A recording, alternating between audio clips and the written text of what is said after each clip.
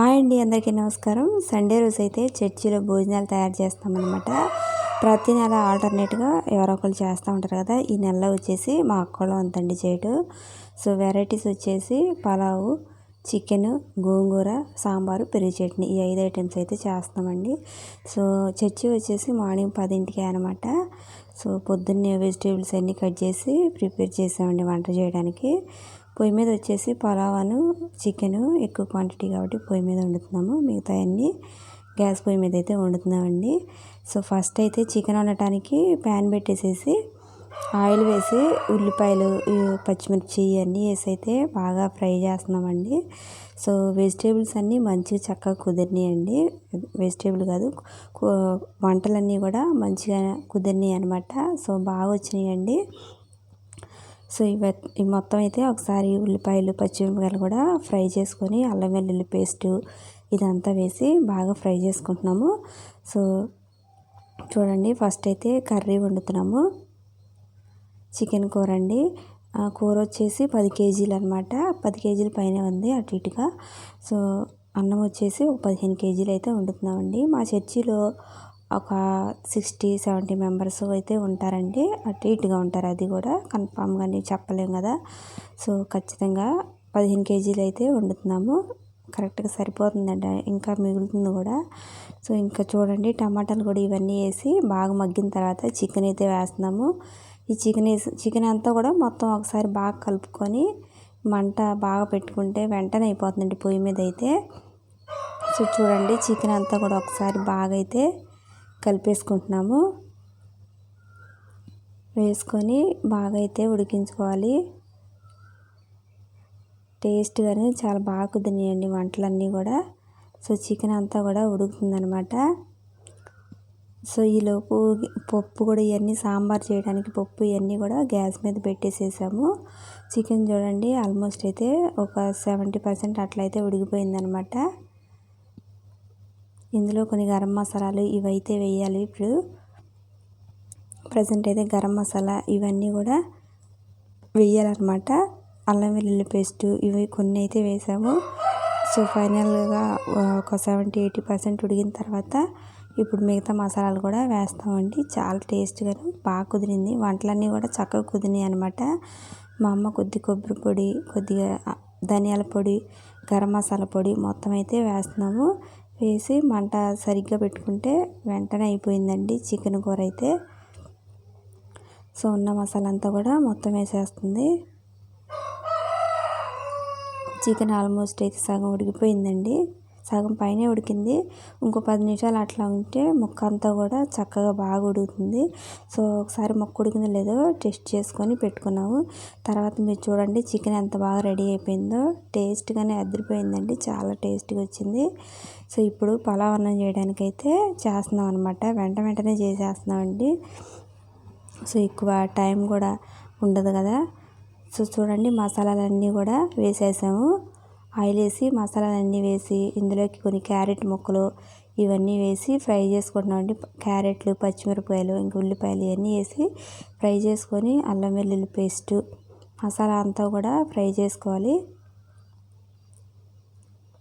So మనకి gas మీద కన్నా పొయ్యి మీదే ఈజీగా అయిపోతుంది, వెంటనే కూడా ఉడికిపోతుందండి. కాకపోతే మనకు మంచిగా పుల్లలో పెట్టుకుంటే వెంటనే ఉడికిపోయింది అనమాట. ఇందులో కొన్ని బాదం, జీడిపప్పులు కూడా వేసి కొద్దిగా కొత్తిమీర, పుదీనా ఇదంతా వేసి టమాటాలు వేసి కూడా ఫ్రై చేసుకోవాలన్నమాట. గరం మసాలా, హోల్ గరం మసాలా ఉండిద్ది కదండి, అది కూడా వేసుకొని ఫ్రై చేసుకోవాలి. సో కంటిన్యూస్గా కలుపుతూ ఉంటేనే కొద్దిగా అడుగంటకుండా ఉంటుందండి. లేకపోతే ఈ పలావుకి ఊరకనే ఈ మసాలాలన్నీ అడుగంటుతాయి అనమాట. సో మొత్తం కంటిన్యూస్గా కలుపుతూనే ఉన్నాము. సో చూడండి, ఇప్పుడు మసాలా అంతా కూడా ఫ్రై అయిపోతుంది. ఇందులోకి కొద్దిగా అంతా కొబ్బరి పొడి ఇది కూడా వేస్తున్నామండి. పెరుగు కొద్దిగా అయితే వేస్తున్నాము. ఒక ప్యాకెట్ అయితే వేస్తున్నామండి. ఒక ప్యాకెట్ వేసి మొత్తం ఒకసారి కూడా బాగా కలిపేసుకొని ఇంక ఇందులోకి ఎసురు కొలుచుకున్నాం ముందర, కానీ మేము గిన్నెతో కొలుచుకొని వాటర్ అయితే అందులో వేసేస్తున్నాము. ఎసురుకి వాటర్ అయితే వేసి తెల్లిన దాకా ఉంచి ఇక బియ్యం అయితే కలిపేస్తామండి. సో చూడండి, వాటర్ అయితే వేసేసింది. ఇంక ఇదంతా తెరిలేలోపు మా అక్క అయితే పొయ్యి మీద గోంగూర అయితే వండుతున్నామండి. గోంగూర అయితే మొత్తం ఉడికి ఇదైతే మెదుపుతుంది అనమాట. మెదిపి అది తాలింపు వేయాలండి. సో ఇప్పుడు వచ్చేసి చూడండి, నీళ్ళన్నీ ఎసురు తెరిలిన తర్వాత ఈ బియ్యం తీసుకొచ్చి అందులో వేసేయటమే. చాలా ఈజీగా వెంటనే అయిపోయిందండి. టేస్ట్ కానీ చాలా బాగుందనమాట. మంచి కుదిరినాయి అన్నీ కూడా. సో అన్నం అయితే చాలా బాగా వచ్చింది. సో ఇంకా బియ్యం అన్నీ కూడా అందులో వేసేసాం కడిగేసేసి. ఇంక ఎసురు పెట్టినాక మన అన్నం వండటానికి పెద్ద టైం ఏం పట్టదండి. ఓ 10 నిమిషాలు, పావు గంటలో అయితే అయిపోతుంది అనమాట. కొంచెం తొగతొగలాడేటప్పుడే కొంచెం సెగ తగ్గిస్తే ఆవిరి మీదే మగ్గిపోయి. అండ్ చూసారా, బియ్యం వేసిన తర్వాత ఒకసారి మొత్తం కలిపేసుకొని పొయ్యి మీద మూత పెట్టేసేసుకొని ఒక 15 నిమిషాలు ఉంచితే చాలు, చక్కగా అయితే ఉడికిపోయిందండి. సో ఇప్పుడు సాంబార్ అయితే రెడీగా చేసి పక్కన పెట్టేసాము. ఇంక సాంబార్ వచ్చేసి పొయ్యి మీదే పెట్టేసేసాం కదా. ఇది పెరుగు చట్నీకి క్యారెట్లు, ఉల్లిపాయలు, పచ్చిమిరపకాయలు ఇవన్నీ అయితే కోసి పక్కన పెట్టేసుకొని ఓ పెరుగు బకెట్లో పెరుగంతా తీసేసి మా అక్క అయితే మొత్తం పెరుగు చట్నీ కలుపుతుందండి. సో అన్నీ కూడా చాలా బాగా అయితే కుదిరినాయండి. టేస్ట్ కానీ చాలా బాగున్నాయి అన్నమాట. ఇంకా పెరుగు చట్నీ కూడా మొత్తం కలిపేసి పక్కన పెట్టేసేసాము.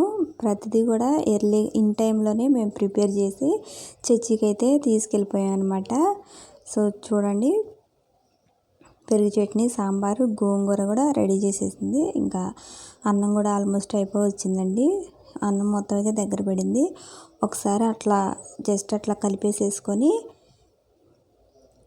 పైన కొద్దిగా కసూరి మేతను, కొద్దిగా కొత్తిమీర ఇవన్నీ అయితే వేసామన్నమాట.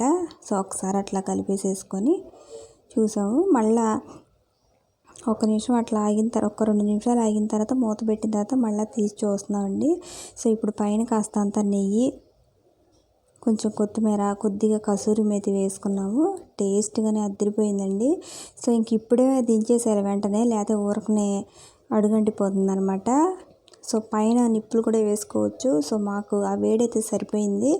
సో చక్కగా అయితే కుదిరిందండి. ఇంక మొత్తం ఒకసారి కలిపేసుకొని ఒక 2 నిమిషాల నుంచి దించేసాము. ఆ నిప్పులు సక్కే అన్నం అనేది మంచిగా అయితే రెడీ అయిపోయింది అనమాట లాస్ట్కి. సో చూడండి, పెరుగు చట్నీ కూడా రెడీ అయిపోయింది. అన్నీ కూడా టైంకి అయితే రెడీ చేసేసామండి. టేస్ట్ కూడా అలానే అదిరిపోతాయి, చాలా బాగా కుదిరినాయి. సో ఇంకా మొత్తం రెడీ అయిపోయిన తర్వాత ఇవి మనం ముందులే చర్చికి అయితే పంపించేసేయాలి. చూడండి, పొయ్యి కూడా తీసేసాము.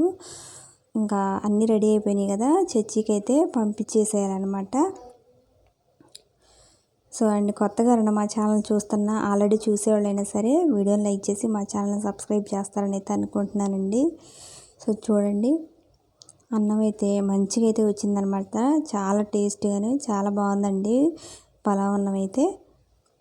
చూడండి, విడివిడిగా పొడి పొడిలాడుతా చాలా బాగా కుదిరింది అన్నం అయితేను. కూర కూడా బాగా కుదిరింది, గ్రేవీ కానీ చాలా బాగా వచ్చినాయి. చూడండి, కూర కూడా చాలా బాగా కుదిరిందనమాట.